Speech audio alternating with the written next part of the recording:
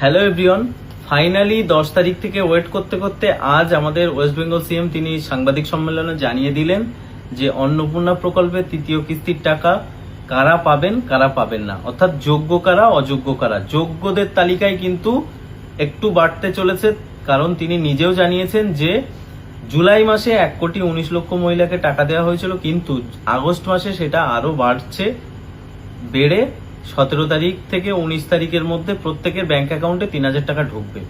এবং যারা 10ই জুলাইয়ের পর আবেদন করেছেন ভেরিফিকেশনের জন্য, 10ই জুলাইয়ের পর যারা আবেদন করেছেন 31শে জুলাই পর্যন্ত, তাদের একটু টাইম লাগবে, তারা কিন্তু এই আগস্ট মাসে টাকা নাও পেতে পারেন। এবার যারা যোগ্য যারা অযোগ্য, এটার জন্য আপনারা ওয়েট করেছিলেন, কারণ মুখ্যমন্ত্রী তিনি অনেকটাই অন্নপূর্ণা যোজনার যে ক্রাইটেরিয়া ছিল সেগুলো শিথিল করেছেন, যেগুলো শুনলে অবশ্যই আপনাদের ভালো লাগবে। আমার নিজেরই ভালো লাগছে, কারণ অনেক কিছু কিছু ক্রাইটেরিয়া এমন ছিল যার জন্য প্রচুর গ্রাম্য মা বোনেরা বাদ চলে যাচ্ছিলেন, কিন্তু সেটা আর হবে না। মা বোনেদের মুখে হাসি ফুটতে চলেছে। অবশ্যই আপনারা ভিডিওটা শেয়ার করবেন প্রত্যেকের সাথে। আমি আপনাদেরকে জানিয়ে দিচ্ছি কারা যোগ্য কারা অযোগ্য। ফাইনালি আপনারা অন্নপূর্ণার টাকা পেতে চলেছেন। প্রথমে কারা অযোগ্য সেটা আমি জানিয়ে দিই।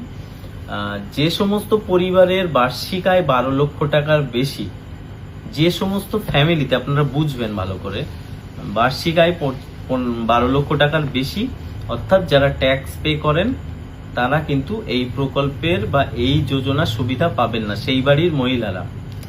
দ্বিতীয়ত, যে পরিবারে গভর্নমেন্ট সার্ভিস আছে, গভর্নমেন্ট সার্ভিস করেন পুরুষ বা মহিলা, সেই পরিবারের মা বোনেরা কিন্তু এই সুবিধা পাবেন না। এটা আগেও ছিল।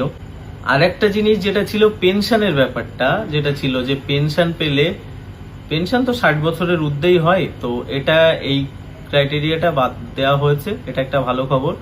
কিন্তু যারা পেনশন পান তারা তো আসছেনই না, কারণ যাদের 25 বছরের নিচে বয়স এবং 60 বছরের ঊর্ধ্বে বয়স, তারা এই প্রকল্পের সুবিধা পাবে না।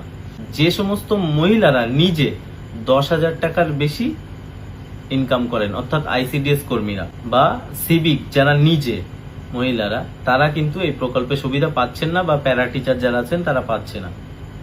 এবার আমি জানিয়ে দিই যে কারা যোগ্য। যোগ্যের তালিকায় কিন্তু বাড়তে চলেছে, অর্থাৎ ক্রাইটেরিয়া শিথিল করার জন্য অযোগ্য থেকে যোগ্যদের তালিকায় অনেকেই আসতে চলেছে। তো সেটা আমি বলে দিচ্ছি। 25 থেকে 60 বছরের মধ্যে বয়স হতে হবে। দ্বিতীয়ত, যে সমস্ত পরিবারে পুরুষরা চাকরি করে, সেই সমস্ত পরিবারে